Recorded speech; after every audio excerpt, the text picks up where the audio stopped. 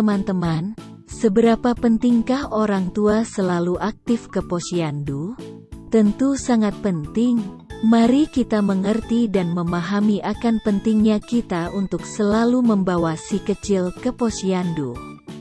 Posyandu singkatan dari Pos Pelayanan Terpadu merupakan organisasi kemasyarakatan dikelola oleh masyarakat untuk masyarakat, dan yang memberikan pelayanan KIA, KB, gizi serta pelayanan kesehatan ringan dan penanggulangan diare. Pos Pelayanan Terpadu, posyandu, merupakan salah satu bentuk upaya kesehatan bersumber daya manusia, UKBM, yang dikelola dan diselenggarakan dari, oleh, untuk dan bersama masyarakat. Dalam penyelenggaraan pembangunan kesehatan, guna memberdayakan masyarakat dan memberikan kemudahan kepada masyarakat dalam memperoleh pelayanan kesehatan. Dasar untuk mempercepat penurunan angka kematian ibu dan bayi, posyandu yang terintegrasi adalah kegiatan pelayanan sosial dasar keluarga dalam aspek pemantauan, tumbuh kembang balita. Posyandu balita merupakan salah satu wujud dan peran masyarakat dalam pembangunan di bidang kesehatan. Posyandu memiliki peran yang sangat penting dalam sistem penyelenggaraan pelayanan dasar untuk meningkatkan kualitas sumber daya manusia, dan merupakan lini terdepan dari deteksi dini tumbuh kembang balita yang dilakukan oleh masyarakat. Kegiatan posyandu yang mendukung peningkatan status gizi. Kegiatan bulanan di posyandu merupakan kegiatan rutin yang bertujuan untuk memantau pertumbuhan berat badan balita dengan menggunakan Kartu Menuju Sehat, KMS. Memberikan konseling gizi, dan memberikan pelayanan gizi dan kesehatan dasar. Untuk tujuan pemantauan pertumbuhan balita dilakukan penimbangan balita setiap bulan. Di dalam KMS berat badan balita, hasil penimbangan bulan diisikan dengan titik dan dihubungkan dengan garis sehingga membentuk garis pertumbuhan anak. Berdasarkan garis pertumbuhan ini dapat dinilai apakah berat badan anak hasil penimbangan 2 bulan berturut-turut naik, N, atau tidak naik, T.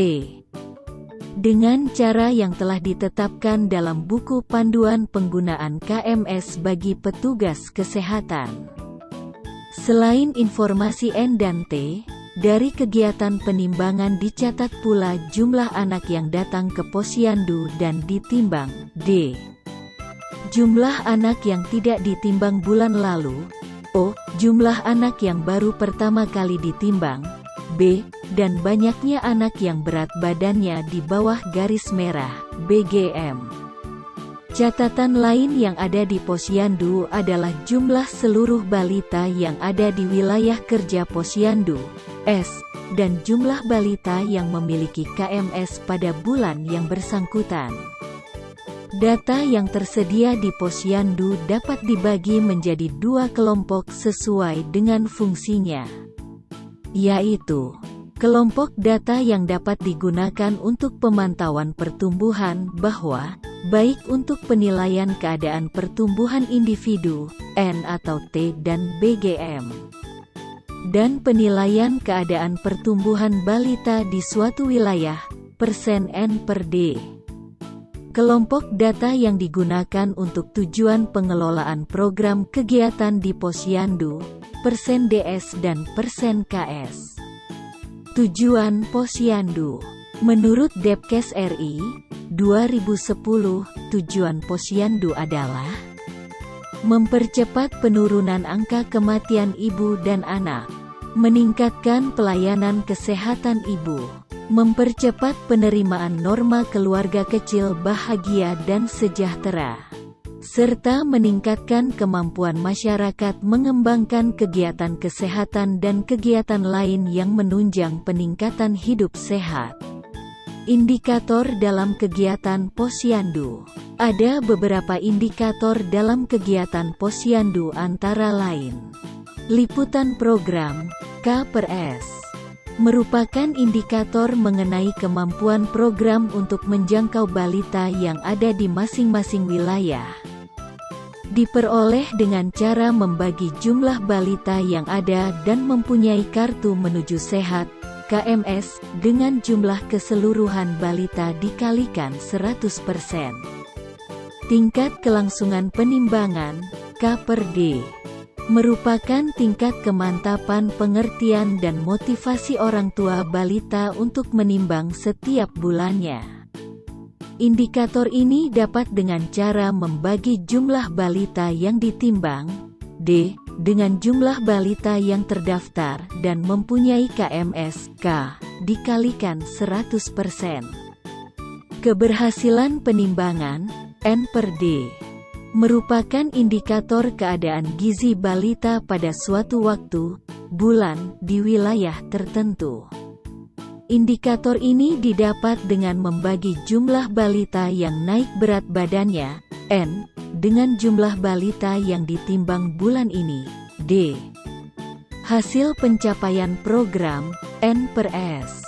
Indikator ini didapat dengan cara membagi jumlah balita yang naik berat badannya, N, dengan jumlah seluruh balita, S, dikalikan 100%. Partisipasi masyarakat, D/S. Indikator ini merupakan keberhasilan program Posyandu, karena menunjukkan sampai sejauh mana tingkat partisipasi masyarakat dan orang tua balita pada penimbangan balita di Posyandu. Indikator ini diperoleh dengan cara membagi jumlah balita yang ditimbang, D, dengan jumlah seluruh balita yang ada, S, dikalikan 100%. Tinggi rendahnya indikator ini dipengaruhi oleh aktif tidaknya bayi dan balita ditimbangkan tiap bulannya. Cara meningkatkan keberhasilan penimbangan. Asupan gizi, PMT. PMT adalah makanan yang diberikan kepada bayi atau anak di samping ASI untuk memenuhi kebutuhan gizinya. Makanan tambahan adalah makanan untuk bayi selain ASI atau susu botol, sebagai penambah kekurangan ASI atau susu pengganti. Pemberian makanan tambahan adalah memberi makanan lain selain ASI untuk mengisi kesenjangan antara kebutuhan nutrisi dengan jumlah yang didapat dari ASI. Manfaat PMT. Manfaat PMT adalah menambah energi dan zat-zat diperlukan karena ASI tidak dapat memenuhi kebutuhan balita secara terus-menerus. Membantu bayi dalam proses belajar makan dan kesempatan untuk menanamkan kebiasaan makan yang baik. Serta selama proses belajar, berbagai jenis makanan tambahan harus dikenalkan secara bertahap, mulai makan yang berbentuk cair, semi padat dan padat. Jumlah dan frekuensi PMT. Pemberian makanan tambahan pada anak dilakukan secara bertahap, karena anak perlu waktu untuk mengenal dan menerima makanan yang baru. Jadi seorang ibu sebaiknya mulai memberikan makanan 1 atau 2 sendok teh 2 kali sehari. Berangsur-angsur tingkatkan jumlah variasinya. Seseorang anak sudah harus mengkonsumsi berbagai jenis makanan keluarga pada usia 9 bulan. Sewaktu anak bertambah usianya, anjurkan keluarga agar tetap sering memberikan ASI. Meningkatkan jumlah makanan yang diberikan pada waktu makanan dan memberikan sebanyak yang diinginkan anak dengan dorongan aktif. Berangsur-angsur menambah jumlah makanan. Memberikan makanan tambahan 3 kali sehari pada usia 6-7 bulan, dan meningkatkan sedikitnya menjadi 5 kali, 3 kali makan dan 2 kali makan dalam sehari. Pada usia 12 bulan, pada awalnya membuat makanan yang lunak yang selanjutnya melumatkan dan memotong makanan menjadi bagian-bagian kecil, dapat membantu dan mendorong anak untuk makan.